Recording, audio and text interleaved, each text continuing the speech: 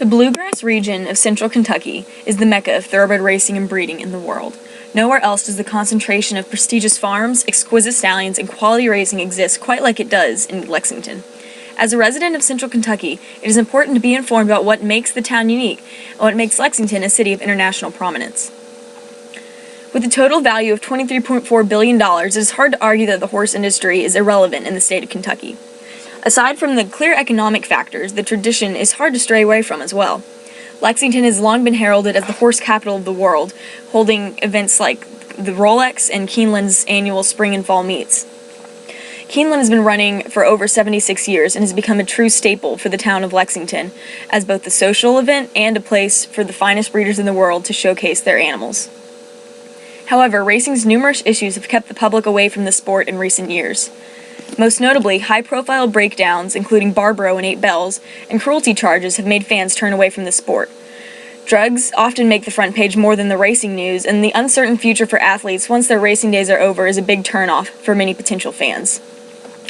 However, racing is on its way towards reform and is making giant strides each year towards improving itself. Unfortunately, many of these reforms and positive news stories stick to industry, magazines, and websites.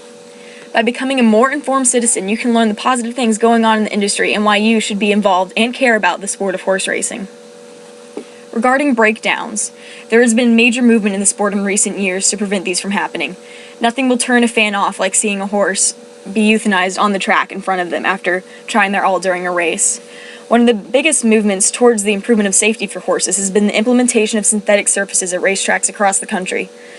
Synthetic surfaces are a relatively new innovation that began in Europe and just recently made their way over to the United States in 2006. Synthetic surfaces are made of rubber, fiber, sand, and other materials, and supposedly have lower breakdown rates than dirt surfaces. At the time when the tracks were installed, this was uncertain, but after years of data collection, it is now proven that synthetic surfaces do have lower fatal breakdown rates than dirt racetracks. Keeneland installed a synthetic surface called Polytrack in 2006. Since then, the track has become one of the safest in the country, another reason why it's become so popular with the fans in Lexington. The National Thoroughbred Racing Association, which is an organization to promote the welfare and well-being of the sport of horse racing and its athletes, has formed a new safety alliance. This alliance is a bond between several of the biggest tracks in the country, implementing new safety procedures and regulations to help keep the athletes, both jockeys and horses, safer while they compete. Many organizations, such as People for the Ethical Treatment of Animals, have attacked racing in recent years for cruelty charges. Breakdowns of Barbaro during the Preakness Stakes and 8 Bells immediately after the Kentucky Derby have spurred these initiatives in their attack on the sport. They claim that the whip is torturous to the animals. However, many of the public don't know about the whipping reforms that are currently going on within the sport. In 2009, new whips called poppers were introduced in racetracks across the country. These really make a loud noise rather than harming the horse in any way. Some jockeys argue that it's not strong enough and the animal can't even feel what's coming down in their flanks. However, because of these sticks' length, it may look violent to the fans who don't know that it's actually just a piece of foam on the end and is meant to make a loud noise and cannot possibly make a welt on the animal because of the way it is designed.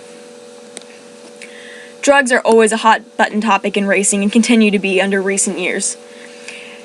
After the breakdown of 8 Bells in 2008, steroids were made illegal in the sport of horse racing. However, steroids becoming illegal was not as well publicized as their use in racing, especially after the breakdown of 8 Bells. There's also been a massive movement to ban Lasix and other race day medications in recent years. Lasix is an anti-bleeder medication, which means that it stops the animal from bleeding in its lungs while performing exercise. This pulmonary hemorrhage is normal for equines and happens in horses across all disciplines, but it's particularly prevalent in racing because of the high outbursts of energy and speed that the animals are asked to put out.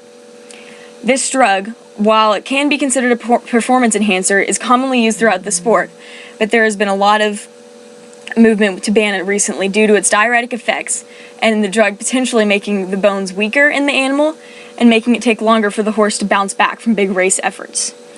This movement is extremely recent and began just in 2010, but has been gaining motion quickly.